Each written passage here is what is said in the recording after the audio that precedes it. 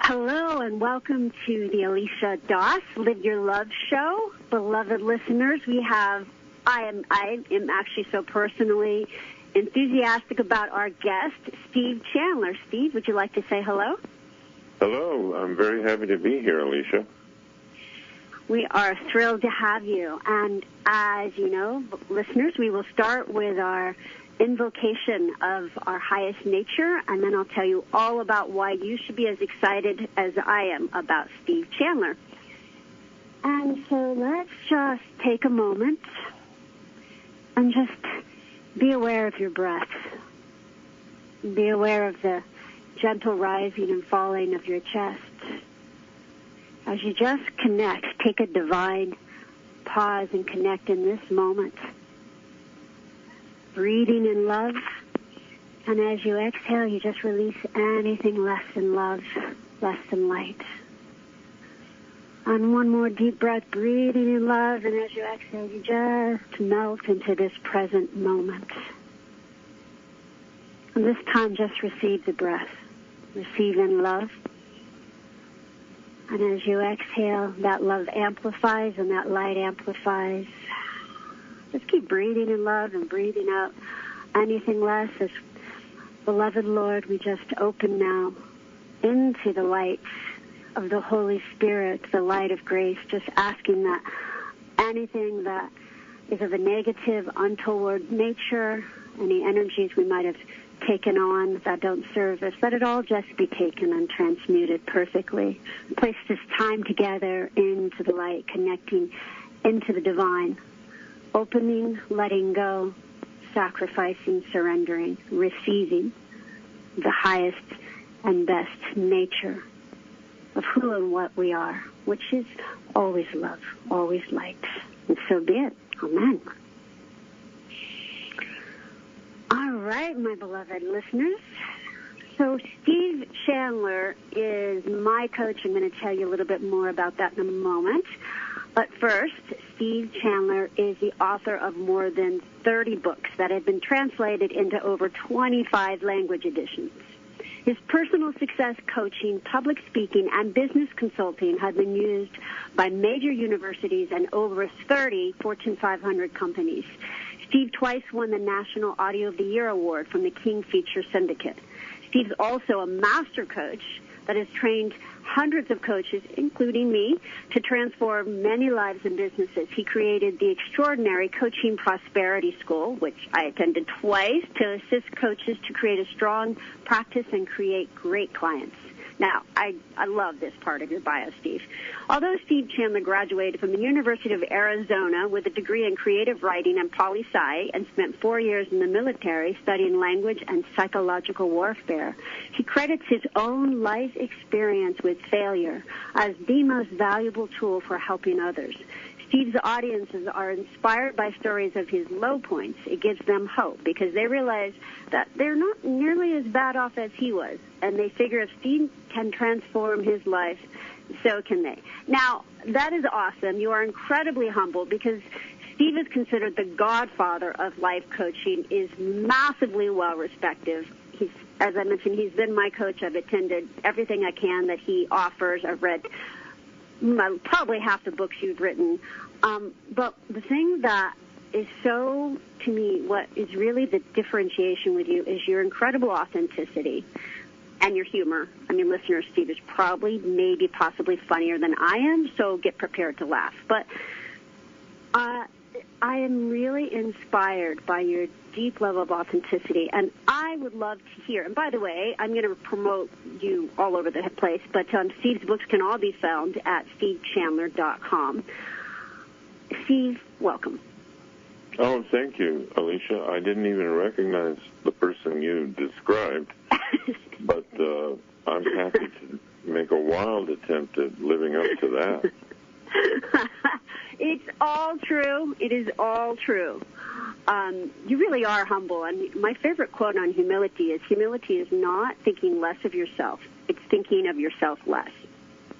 And to me, you embody that. So I don't have a big choice as far as being humble and featuring my low points. I have to go with reality. Otherwise, I'm just making stuff up. I love that. I think that's, reminds me of another great quote, which is, ordinariness is the prior condition to God, which is John Roger. And I think that's what you're talking about. So just piggybacking on your bio and talking about failure, I like to say failure is foreplay to success, which, sounds sexy, but really it's hard to come out from under the crushing disappointment when we, quote-unquote, fail. I mean, I would really love to hear how you used the, quote, failures in your life to be such an extraordinary, because you are really an extraordinary coach. How have you used those failures? Well, there were so many of them that I had to learn to not be disappointed. Because what I finally found through people coaching me and USM and Ron and Mary and all the great people who've made wild attempts at helping me up-level into ordinariness, I had to finally be able to see that failure was not inherently disappointing. It wasn't inherently devastating or any of that. It was actually neutral feedback on what wasn't working. And that made failure a lot more easy to work with and learn from and grow from and get up from and keep moving, and to not create a big dramatic story around it, a victim's story and a story of disappointment. And so with no labels put on failure, they just became life adventures that I could learn from. And that wasn't really reframing. That was really seeing the reality of it. Because when I tried to reframe it, I realized I'm putting a frame around the same bad picture. So that, how does that help me? But to see the reality of failure just being another movement of energy in the universe, and didn't turn out the way I might have hoped for it, but a lot of good information coming back at me, hard and fast. Beautiful. Yeah, absolutely. It's that blessed neutrality when we can get into that and stop telling the story of judgment. It changes everything. Yeah, absolutely. As mentioned, I've read so many of your books, and Time Warrior is actually one that I really, really love. In it, so we're going to talk about time management for a second, which is actually, the way you present it in Time Warrior is really a spiritual practice more than, you talk about non-linear time. And there's that great, I'm going to butcher this Bruce Lee quote, but something about the extraordinary person is an ordinary person with laser-like focus. Yeah. Or another way to put it, a person who can enter the present moment and remain there, instead of having the mind always racing into a future. Someone who can live in the now, which is focus, instead of always straining to get into a better now. Like, there's got to be a better future. I've got to work, always seeking, always straining, and having life become a race against time. And then there's an inner sense that I'm falling behind all the time. If I take a break, if I meditate, if I go on a spiritual retreat, I've just lost a week out of my whole life that I can never get back. So it's that mindset that makes time management so hard for people, because it really isn't time management, it's priority management. Because we all have the same amount of time, so I can't manage time so that I get more than you. Right. But I can manage my priorities better, and that's what I call nonlinear time management, which is just what can I put into the now instead of always worrying about the future. It's beautiful. So you mentioned that you talked about your clients, that the thing that was missing was a bias for action, like just doing it. Yeah. How do you get yourself to do that when you know you want to procrastinate? It's just you're afraid of it, et cetera, et cetera. Maybe you don't tell yourself those stories, but how do you do that where it's like you just do it? Yeah, you practice being able to just do it.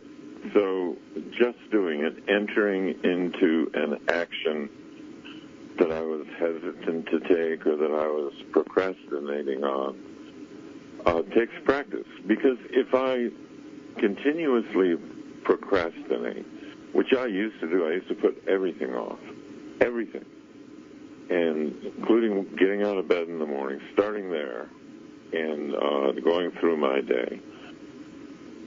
It took practice rewiring the brain. It took creating a new neural pathway that said, do it now if you can do it now, or place it in the calendar in a committed time block where you know it'll be done so it doesn't linger in your mind while you're entering the now of something else.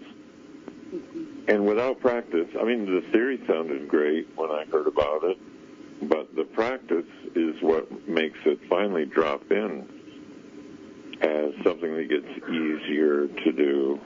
And after enough time, procrastination becomes more uncomfortable than just do it. Beautiful.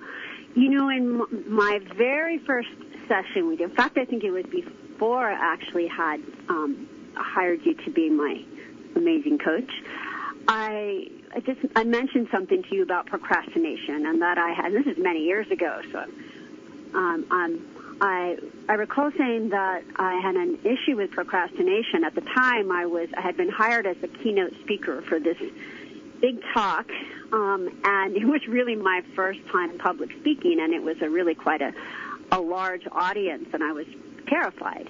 And I said, I keep procrastinating, preparing it. And you said something to me that rocked me to my core, Steve. You said, I think of procrastination, and I'm paraphrasing here, but I think of it as taking all of my evolution into the moment. So, for example, if I have some big thing to prepare for, I am preparing for it right up into the thing so that everything I've learned up into that moment goes into that moment. Does this ring a bell at all, that philosophy? A very distant bell, but it does ring one. Yeah, I'm almost remembering it. Okay. Well, and as I said, I could be paraphrasing, but what it did for me is it took the judgment off it and the fear off it, and there's a dance between preparation, which is, I think Michael Neal called it self-soothing, and then absolutely immersing oneself in the moment and dropping the script and dropping into the now and being completely present with what is. That's what that did for me, what you said to me, of taking all your evolution to the moment. Yeah. And you know, the thing about coaching, the trick to getting a good reputation as a coach is to get good clients and have clients who already have a real fierce learning mindset, like where they're really open to growth, open to learning, not stuck in what they already know. Even if they're afraid to do things like a big speech, everybody is afraid of that when they start doing it. Even if they're afraid, they're willing to learn, grow, and give it a try. And you are great in that domain. Thank you. I appreciate it. That speech, actually, it went very well, but it was in a very large arena where they had a free bar. So I was giving this very spiritual speech. Did a lot of drunk people, so it was talk about being thrown into the ocean. But it was fine. It went well. Good. How do you maintain that dance between that, preparing and then being willing to just throw away all preparation and let this isn't my parlance, but let spirit lead you? How do you? Because I think you do that dance brilliantly. I've attended so many of your events. And that's what I observe. It's that dance. Tell us a little bit more about how you do that. Well, I like preparing, especially if what I'm going to do has been presented as a learning or a school, something people signed up for to learn something. I don't want to just go out there and improvise if that's what they've signed up for. So I like to prepare, but I prepare in really general ways. I don't have a script or phrases that I'm going to use. I just meditate upon the subject matter. I take a walk. I give a pretend little talk in my head about these subjects. I allow myself to remember events in my life that I might want to talk about, and I jot them down. And then once the moment arrives, I just go wherever my heart takes me. But I know I've got this preparation in the background. If I come up empty or I go blank, or I can remember what I've got prepared and pick one of those elements. So I do both. I recommend, for people who give talks and things like that, I recommend preparation.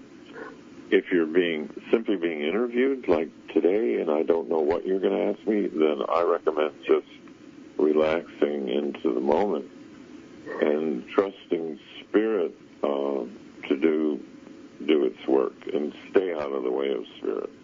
Let the ego, put it in a little box and let it wait for after the call. Beautiful. Well, now that you've brought up Spirit and Creator, which is one of Steve's many books, which is actually, Steve, it's one of my, I'd be hard-pressed to pick a favorite book, but that would certainly be in my top 5. In Creator, you speak so eloquently about Spirit. You talk about relying on Spirit, and your gratitude journal becoming more about an appreciation for impermanence. And you have to tell you, in that book, you are in serious danger of sounding very mystical. Just thought you should know that. And of course I loved it. How do you describe? This is kind of a big question, but just tell us a little bit about how you describe Spirit, your higher power, the divine, and what is your practice for allowing that to overtake you more? Well, it's been a long process of allowing the awareness of Spirit in life to occur. So Spirit's always been there. I had noticed looking back in my life. But my awareness of it, my appreciation of it, was not there for many decades. I was real cynical and about any matters of religion or spirituality, mysticism, meditation. I was very skeptical and cynical about that. And then over time, I had a couple of life crises that really brought me to my knees. And then it was never a matter of believing in it. It was always a matter of experiencing it. That's what had to happen for me. Actually, physically, mentally, emotionally experiencing Spirit moving through me, so that the reality of it hit home. And then, so now in my life, it's just remembering to remember that it's there, and I can, every time I start getting lost in self-referential thinking, it goes away. Mm-hmm. And when I'm not in self-referential thinking, and I'm more in just connecting, appreciating, creating, all those things, there it is again. So it took me a long time to see it for what it was. Beautiful. And you speak so eloquently also in Creator about, and again, paraphrasing, allowing the Spirit to write through you, to be in a place to allowing inspiration to take you. Can you tell us a little bit more about your process with that? Yeah, I found, again, it was just experience. Whenever I caught myself editing what I was writing while I was writing, or thinking about what I was writing, as if I was thinking, what would the reader think of this? What would people think if I told this story or wrote it this way or used this phrase? The writing would become absolutely, look like it was being written by a computer. I wasn't writing from the heart anymore. So I would just relax and then start letting the writing come through in an unedited way. And when I did that, the writing got a lot more real and a lot more friendly and a lot more like what I would say to a close friend if they were sitting across from me. And then I knew I had what I wanted. And that is exactly how I experience your books. It's like a speaking truth to me. Be right. I know you're probably going to be, as you are wont to be, humble about this, but I would love to hear, you're a pioneer in this field and wildly successful. Tell us a little bit more about this moniker and how it came to be. Well, it's a factor of age, I believe. I knew you were going to start with that. Well, really, when you watch The Godfather, Brando's the oldest guy in the active family, and so people started using it. My own coach began to use it with other people, and other people picked up on it, and so I kept hearing about it. Some people mishear it. I was on a podcast a while ago, and a young woman referred to me as the grandfather of coaching. So I thought, well, here we go. I'm starting to get accurate. There goes my old moniker out the window, and here's a new one coming in. It's being labeled that by the younger generations. But, it just got, it was a term that got spoken around, and people kind of liked saying it, but I don't really know what it means. I mean, I appreciate it. I'm hoping it's a positive term, not like I'm a criminal. Going to cut off some horse's head and put it in people's heads. Yeah, right, yeah. So whatever people think it means, I'm okay with it. I think it's actually clearly very complimentary. You really are, and this is not a factor of age to me, it's a factor of courage. You really are a pioneer, and still a pioneer. I see you reinventing yourself, and of course one of Steve's books is Reinventing Yourself. Is that the actual title? Mm-hmm. Okay, great. Yeah. Reinventing Yourself. So listeners, if you're looking at really challenging the stories of who you thought you have had to be and stay, I strongly recommend this book. So when we look at reinventing ourselves, Steve, I see you doing that. Like, to me, as I said, you are in danger of becoming mystical, of sounding mystical, which just makes me more on board. I see you shifting and letting go of stories and transforming still. How do we do that? How do we let go of this story of this is who I am, this is my permanent personality? What's your best tips for reinventing ourselves? Yeah, it's kind of frightening to begin with, sure, but it's the most exciting thing. I think it's the ultimate in creativity, is creating who you're being in the world. Mm-hmm. And we, in our society so far, it might be changing, but the society I grew up in, the culture I grew up in, we were told who we were. We were given labels. He's lazy. He's smart. She's good with numbers. He's empathetic.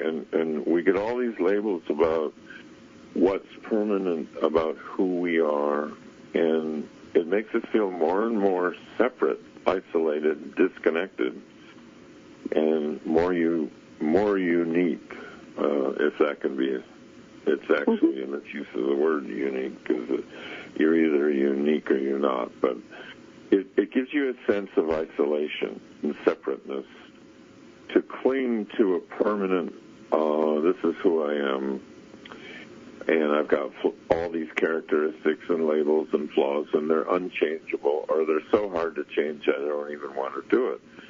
Well, the truth of the matter, what they've proven in neuroscience and what the great traditional spiritual programs and religions and practices have said for 2,000 years, 2,500 years, is that we are not permanent. There's impermanence, and there's flow and energy and creativity we can call on at any time. And the most exciting aspect of that is if we don't like who we're being or how we're being or how we're showing up to ourselves first and then to others, we can change it through the same way whether we learn to play piano or learn to write a poem, learn to write poetry, or learn to create and perform and craft anything. We can craft our own being, our own way of being. The being itself is permanent and a gift, but now how do I want to use it? How do I want to paint on this blank canvas of my future? Or do I want to dwell on the past and think I'm being shaped by my past, which I think much of psychology has gotten misguided on for many years. And the field of coaching and more advanced systems of psychology like spiritual psychology, positive psychology, 3 principles, psychology is morphing more toward neuroscience, neuroplasticity, and people's ability to reinvent themselves. Absolutely. And looking at that with coaching and how we really can create upon the canvas of our present and allow our future to pull us forward instead of our past push us. Talk to us a little bit about the balance, because, it would seem there is some value in healing things of the past, but we don't want to get mired there, but we also don't want to do a spiritual bypass. So solve that dilemma for us, please. Yeah, I agree with you. There is great value in that, and great value in healing, great value in completing. So you're not clinging or carrying forward or unwilling or unable to drop persistent thoughts of regret and revenge and remorse and all that kind of stuff that keeps us from being really enjoying life and creating the life we want. So yes, a balance is good. I don't want to say that psychology has no value. That's not true at all. But coaching's entered a kind of new dimension, focusing more on creating the future and less of a focus on the past.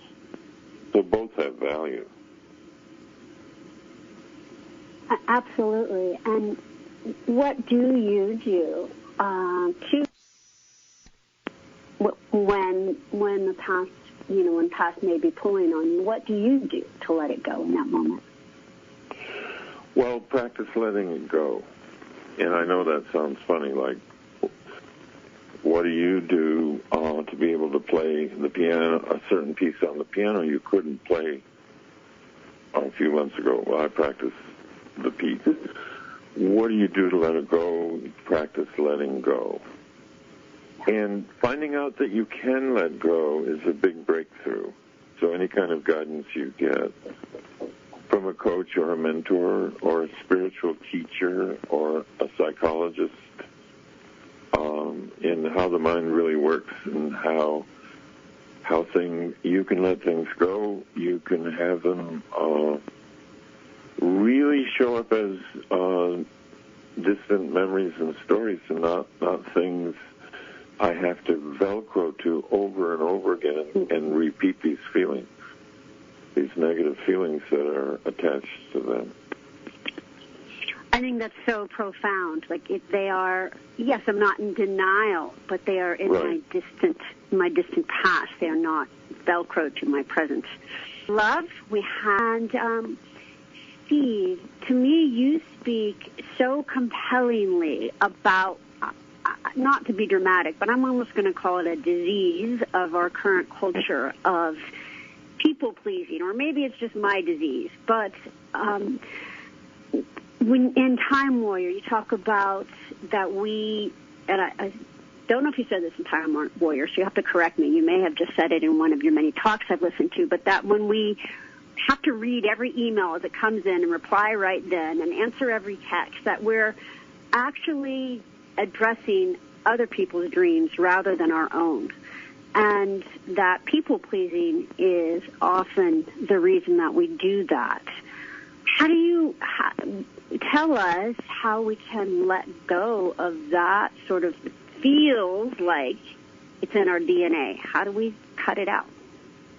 Yeah, well, knowing it's not in our DNA is step one. Really realizing this is a habit. Let's say I used the wrong word for something, or I've been mispronouncing a word, and somebody points it out to me. I know that wasn't in my DNA. That's something I picked up. And this idea of wanting so badly to be liked and not disappoint other people and please them is something we pick up along the way as a survival mechanism in the world. And once you reach a stronger, more stable adult presence, there are choices about saying a graceful no to people who request your time. And there are priorities of who I will be giving my time to and who I won't. And all kinds of elements that lift it up from trying to please everybody to respecting, loving, and serving, and not worried too much about pleasing. I used to ask certain leaders who had open door policies and just were always overwhelmed with indiscriminate time given to people in their business all day and losing focus and not being effective because of it. I would ask, would you rather be liked or respected by your people? Mm-hmm. And it was an eye-opener for them because they realized they're living as if they would rather be liked, or that's their goal. They want everyone to like them. And if they move, once you get a bit of a wake-up call like that, you can move over to what kind of communication would people respect. Byron Katie has a wonderful element of her work that she teaches about giving people an honest no. So gracefully, authentically, you learn to say no and say it with grace and respect for the other person, with gratitude for them asking for your time or thinking your time is worth something to them, but no, not going to be able to do that. So that has a big effect on what people call time management, which is really priority management and activity management. So get out of the pleasing game because it's so shallow and it's so unwinnable as a game. You keep trying to please people, and then you find a new day has dawned, and here they are again, and fresh fear of disappointing them again. And so it's an endless cycle. And we can grow beyond that if we want to. Absolutely. Absolutely. It's so well said. Priority management and say no with grace and respect is just beautiful. I love Byron Katie. I did her school on your recommendation. Yeah, I do too. I love her. Absolutely. I mean, just the phrase, loving what is. Yeah, that's it. Boy, you get there, you're home free. Absolutely, absolutely. So, speaking of that, tell us a story. You are a consummate storyteller. Tell us a story about loving what is, where you had a hard time accepting something and you were able to turn it around and actually fall in love with it. Well, the first thing that comes to mind, I was awarded, and the word sounded ironic to me when the judge spoke it. I was awarded full custody of 4 children. And their mother, my wife, was institutionalized for a brain disorder she had, and so here I was, full custody of 4 kids, and they weren't they were unmanageable children. Yeah. They were wild, they were creative, they were funny, they were adventurous, and they took turns seeing if they could break me emotionally. And wow. Some of them would go to their room and rest for a while and turn the job over to, they would. I would imagine they were huddling in the back rooms of the house, and they would point to one of them and say, "You take it now. We're going to rest." And so it was wild and frightening, and at the start, just, oh my goodness. Because she was being cared for. I had them all alone. I was trying to run a business and trying to manage. They were all different ages, and I'd go in and talk to their teachers, and it was just wild time. But I finally, somehow, by that time, I was no longer drinking or anything, and so I had spiritual teachers. I had mentors. I had a sponsor in my recovery program, and they helped me love what is. They helped me see it as a grand adventure, a kind of divine sitcom that was occurring in real life.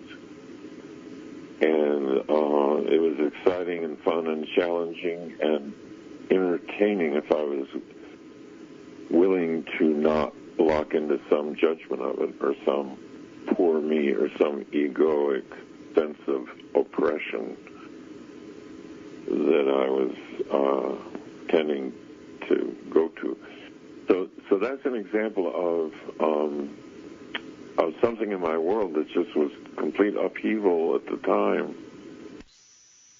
Really love, and I look back on those times as what a gift, what a wonderful number of years of absolute adventure with all of them. That is amazing. I am sure so many of us can relate to so many different aspects of that story, and I have heard it before, and it's inspiring every time. Listeners, wanted to tell you where to find Steve, and then we'll go into a meditation to really experience creating our life as a masterpiece, as he's been sharing with us. So I cannot recommend Steve's books and audios highly enough. He's incredibly prolific. His books are eminently readable. They're in short chapters, so people with short attention spans, like myself, can digest them and feel successful constantly reading them.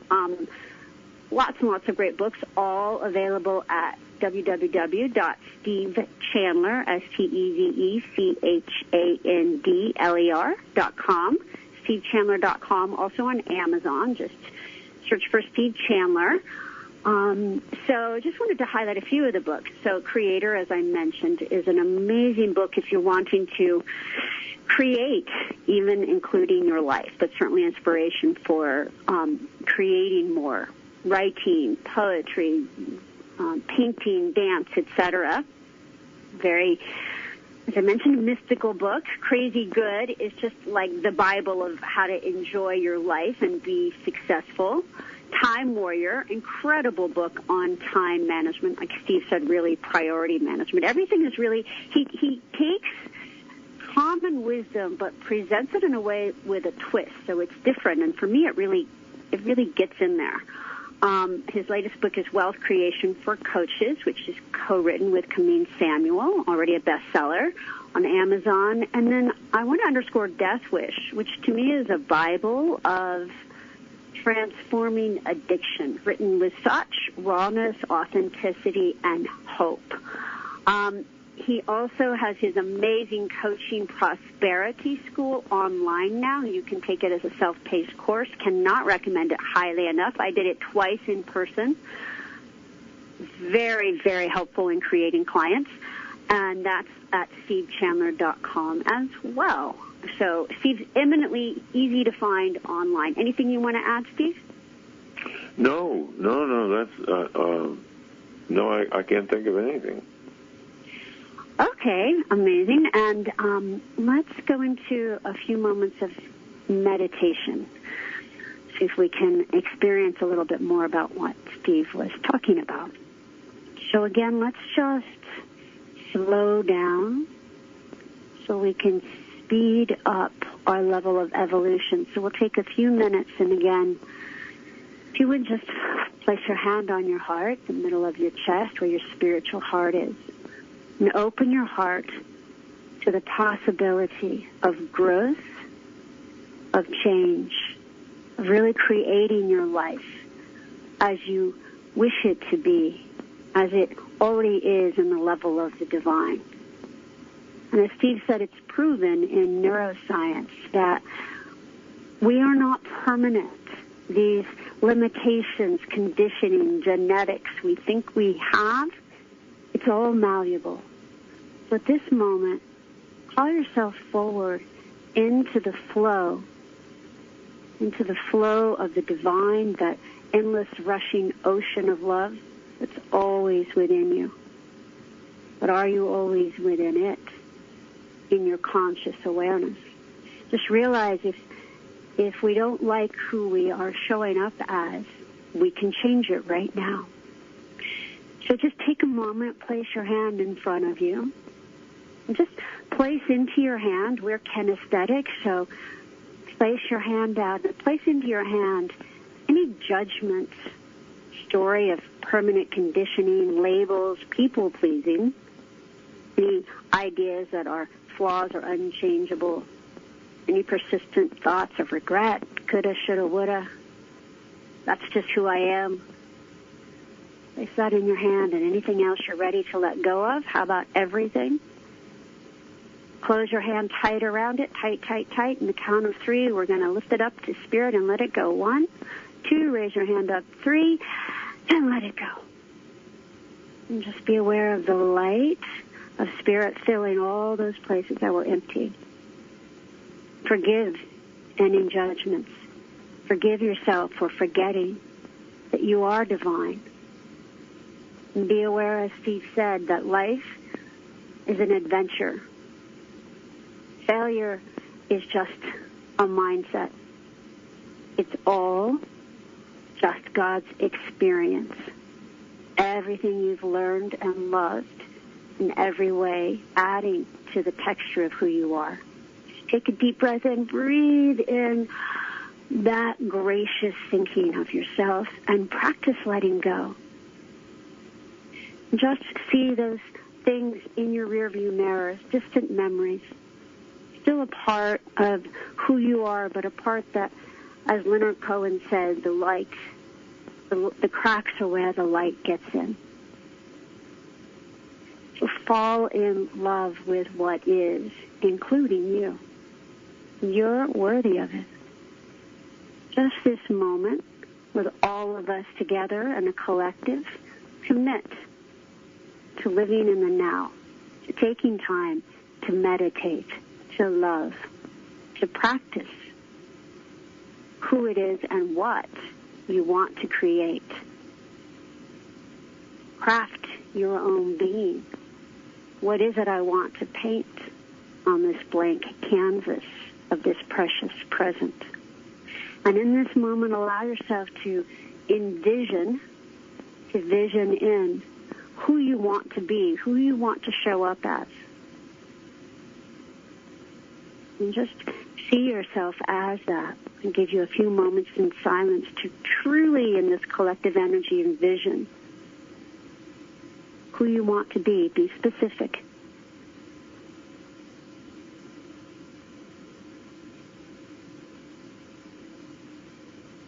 Taking a deep breath, breathe in that future self now. Allow that self to heal and to infuse your beingness now. This then is who you are. The ultimate in creativity is creating who you're being in the world. One more deep breath. Breathe in all the love, the goodness, the possibility that is present. And give thanks to the divine, to Spirit, for bringing you to this place of falling in love with what is. And so be it. So, Steve, I would love to hear what your closing thoughts, what you'd like to share. Well, I want to acknowledge you for having this kind of program for people to tune into and relax into and find divine reality versus the false negative reality that we see in the media and everywhere else.